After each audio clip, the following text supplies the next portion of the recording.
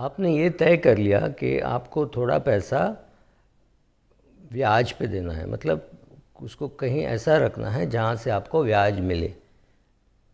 तो आपके पास क्या क्या प्रकल्प है? आप बैंक में फ़िक्स डिपॉज़िट कर सकते हैं।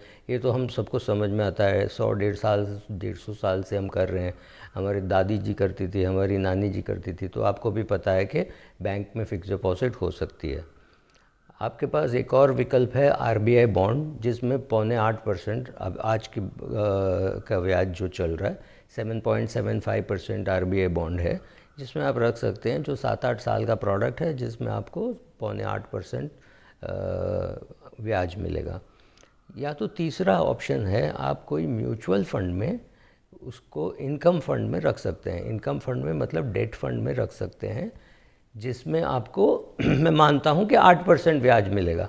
अगर वहाँ भी 8% मिलता है तो उसको म्यूचुअल फंड में रखना चाहिए कि बैंक फिक्स डिपॉजिट में रखना चाहिए।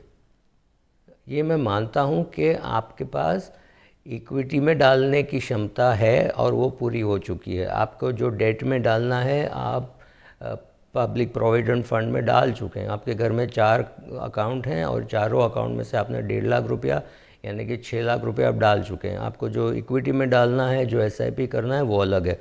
उसके सिवा आपके पास ऐसा कुछ पैसा है जो आप चाहते हो कि वो ब्याज पे रहे, जिसमें आपको करीबन आपको पता है कि कितना ब्याज मिलेगा। 7% मिलेगा, 6% मिलेगा, 8% मिलेगा, लेकिन आपको पता है कितना मिलेगा और आपका मुद्दल सेफ़ रहेगा। आपका मुद्दल भी सेफ़ होना बहुत ज़रूरी है, क्योंकि ब्याज में कोई अपसाइड तो नहीं है। मतलब आपका जो आपने 1 लाख रुपया डाला, उसका 2 लाख तो होने वाला नहीं है, आपको सिर्फ ब्याज मिलने वाला है। लेकिन वो 1 लाख शून्य न हो जाए कि 99,000 भी नहीं हो जाए, वो आपको देखना है। सही बात। तो एक प्रोडक्ट है अल्ट्रा शॉर्ट बॉन्ड फंड या कॉरपोरेट डेट फंड वगैरह, जिसमें बहुत कम ड्यूरेशन वाला फ़ंड होता है। मतलब ब्याज दर बदलने से इसमें उतना चेंज नहीं आएगा। मतलब वो 1 लाख का जो है 99 होगा, या 1 लाख 1 होगा, या 1 लाख 2 होगा, लेकिन ऐसे नहीं होगा कि वो 1 लाख का 1 लाख 10 एक दिन में हो जाए, वो नहीं होगा। इतना उसमें फ्लक्चुएशन या वेरिएशन नहीं आएगा। इसको म्यूचुअल फंड में डालने के फ़ायदे क्या हैं? एक सबसे बड़ी फ़ायदा ये है कि इसमें आपको टैक्स अभी नहीं भरना पड़ेगा। ये शब्द ध्यान से सुनिए, अभी नहीं भरना पड़ेगा।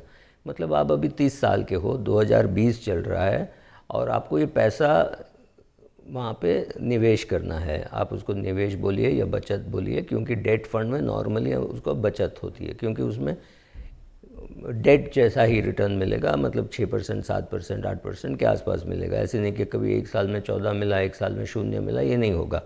हाँ, थोड़ा ऊपर नीचे होगा, लेकिन वो 0 वगैरह नहीं होगा। 3-4% होगा, कभी 11 होगा। लेकिन हम ये मानते हैं कि 6 या 7 जो आपको बैंक में मिलने वाली है, इसमें भी उतना ही मिलेगा। तो इसमें डालने का फ़ायदा ये है कि अगर आप आज 30 साल के हो और आपने इसमें 1 लाख रुपया जमा किया, सालाना आपको 7% आपको ब्याज मिलेगा। तो बैंक में अगर आपको 7% ब्याज मिला, तो उस पर आप टैक्स भरोगे। 10%, 30%, जो भी आपका रेट है, उस रेट पे आप टैक्स भरोगे। लेकिन म्यूचुअल फंड में जो है, आपका पैसा जमा होता रहेगा, और जब तक टैक्स नहीं भरोगे, जब तक आप उसको निकालना नहीं चाहते हो।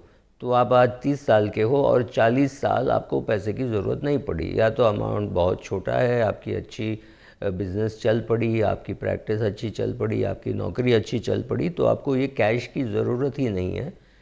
तो आप बगैर इस कैश के आपका काम चल रहा है, तो आपने इसको हाथ ही नहीं लगाया। तो फ़ायदा ये हुआ कि 2021 में जो आप टैक्स भरने वाले हो, वो शायद आप 2061 में भरोगे या 2051 में भरोगे।